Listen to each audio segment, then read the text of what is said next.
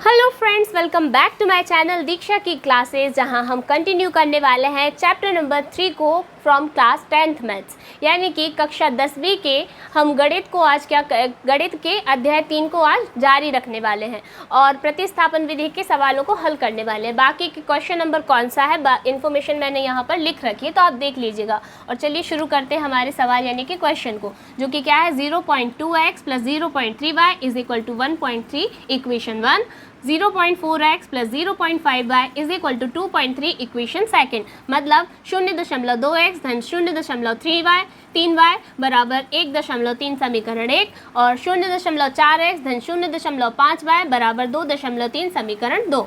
अब क्योंकि हमको प्रति यानी कि सब्सटीट्यूशन चूज करना है, तो हम क्या देखते हैं, उसके लिए कोफिशिएंट देखते हैं यानी कि गुणांक देखते हैं। तो हमें गुणांक यहाँ पर छोटे छोटे किसके दिखाई दे रहे हैं, इक्वेशन फर्स्ट के, यानी कि लीनियर इक्वेशन मीन्स रैखिक समीकरण कौन सा, 1। तो हम यहाँ लिखेंगे समीकरण 1 से मीन्स फ्रॉम इक्वेशन 1, ठीक है। तो मैं डायरेक्ट एक काम करती हूँ, क्योंकि मैं प्रति किसका निकाल रही हूँ, y का निकाल रही हूँ, तो मैं डायरेक्ट यहाँ से किसका 0.2x यानी कि 0.2x का पक्षांतर कर रही हूँ, यानी कि उसको ट्रांसपोज कर रही हूँ। तो जो हमारा 1.3 है ये तो यहीं रहेगा, ये 0.2x इस साइड आ जाएगा, तो ये इधर प्लस का है, इस साइड आके माइनस का यानी कि ऋण का हो जाएगा। तो ये 0.2x यानी कि 0.2x, ओके। तो y बराबर ये हो जाएगा 1.3 - 0.2x मतलब 0.2x, और ये 0.3 मल्टीप्लाई में है यानी कि गुणा में है, इस साइड आके भाग में, तो ये हो जाएगा 0.3, ठीक है। ये हमारा हो गया क्या, समीकरण 3, ठीक है। अब इस y के प्रति को हमने कहाँ से निकाला है, 1 से निकाला है, तो कहाँ रखेंगे, समीकरण 2 में रखेंगे। तो हम यहाँ लिखेंगे कि समीकरण 2 में y का मान रखने पर, मीन्स पुटिंग, इंग्लिश मीडियम वालों के लिए ये लाइन कि putting the value of y in equation second, ठीक है। चलिए रखते हैं। तो सबसे पहले तो 0.4x और प्लस फिर 0.5 और y जो उसके साथ में मल्टीप्लाई में दिया है उसकी जगह y का प्रति हम यहाँ रखेंगे, जो कि क्या है 1.3 - 0.2x अपॉन 0.3। कहने का मतलब 1.3 ऋण 0.2x बटे 0.3 बराबर कितना है हमारे पास में 2.3 यानी कि 2.3, ठीक है, 2.3। अब यहाँ पर क्या होगा, क्योंकि हमारे पास 0.4x के अपॉन में कुछ नहीं है और हम अगर सोचें कि डायरेक्ट हम इसको सॉल्व कर ले तो ये पॉसिबल नहीं है, इसीलिए हम इसका एलसीएम लेंगे। इसके अपॉन में हम 1 सपोज करके 0.3 का इधर और 1 का इधर और इन दोनों का आपस में, ठीक है, ये इस तरीके से मल्टीप्लाई होगा। ये हम एलसीएम लेंगे, तो जब 0.4 का 0.3 से मल्टीप्लाई होता है तो ये 0.12x इधर पर आंसर आता है। और फिर जब हम यहाँ पर इसका मल्टीप्लाई करते हैं 0.5 का 1.3 से, तो ये हो जाता है हमारा 0.65 माइनस ये हो जाएगा 0.1 जब इसका 0.5 का 0.2x से मल्टीप्लाई होता है, ठीक है। यानी कि 0.5 का जब 1.3 से गुणा होगा तो ये 0.65 आएगा, और जब 0.2x से होगा तो 0.1x इसका आंसर आएगा, और जो 0.3 जो है इन सब के अपॉन में आ जाएगा, ठीक है, बराबर 2.3, ठीक है। मेरे ख्याल से इतना तो आपको क्लियर हो ही गया होगा। अब यहाँ से क्या होगा, ये क्रॉस मल्टीप्लिकेशन, यानी कि हम 0.3 का इसके साथ, देखो ये डिवाइड में है, ठीक है, इस साइड आके ये क्या हो जाएगा, मल्टीप्लाई में, तो ये इसका मल्टीप्लाई 2.3 से हो जाएगा, और यहाँ हमारे पास बचेगा जो, तो वो 0.12x प्लस 0.65 माइनस 0.1x बराबर, जब इसका इससे मल्टीप्लाई होगा तो ये आ जाएगा हमारा कितना 0.69, किसका किससे मल्टीप्लाई यानी कि गुणा होने पर, 0.3 का 2.3 से गुणा होने पर, यानी कि 0.3 का 2.3 से मल्टीप्लाई होने पर जो आंसर आएगा वो कितना आएगा हमारा, ये आएगा, ठीक है, 0.69।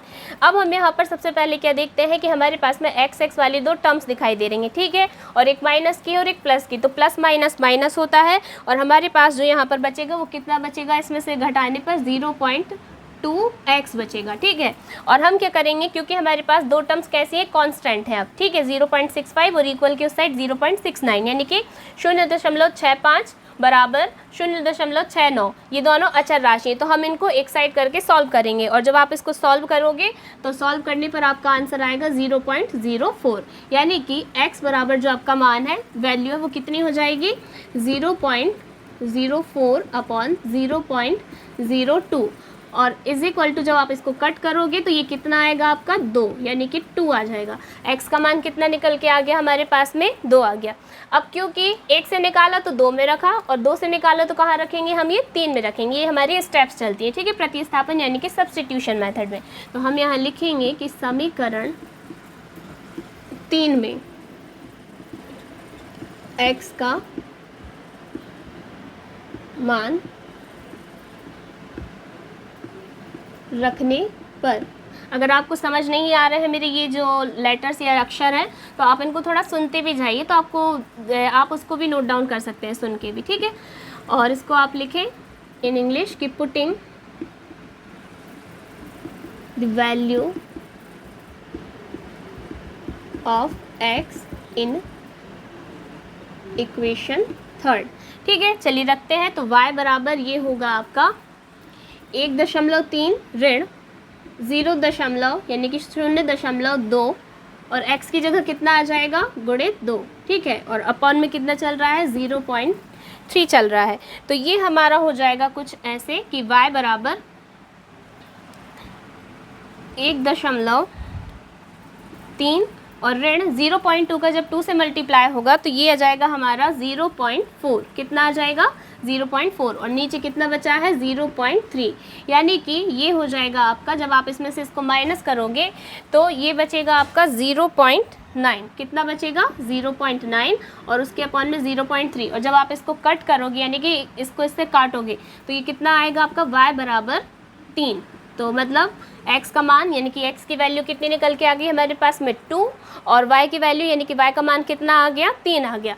सबसे पहले हमने प्रति यानी कि सब्स्टिट्यूट निकाला 1 से तो 2 में रखा और 2 से निकाला तो समीकरण 3 में, जिससे हमें पहली वैल्यू x की कितनी मिली, 2 यानी कि मान कितना मिला, 2 और y की वैल्यू यानी कि मान कितना मिला, 3। तो हम यहाँ लिखेंगे एक लाइन में आंसर जो कि बहुत इंपॉर्टेंट है, अतः x बराबर 2 व y बराबर 3 होगा, ठीक है। और इंग्लिश में लिखेंगे देयरफॉर और हैंस, जो आप लिखना चाहें, ठीक है, जो आपको सूटेबल लगता है लिखने में। Therefore value of x is equal to 2 and y is equal to 3, that will be our answer.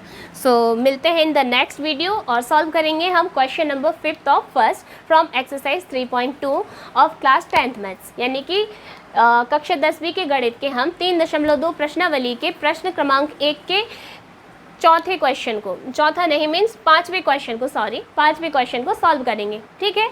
तब तक के लिए बने रहिए विद दीक्षा की क्लासेस और देखते रहिए मेरी old videos. Thank you so much.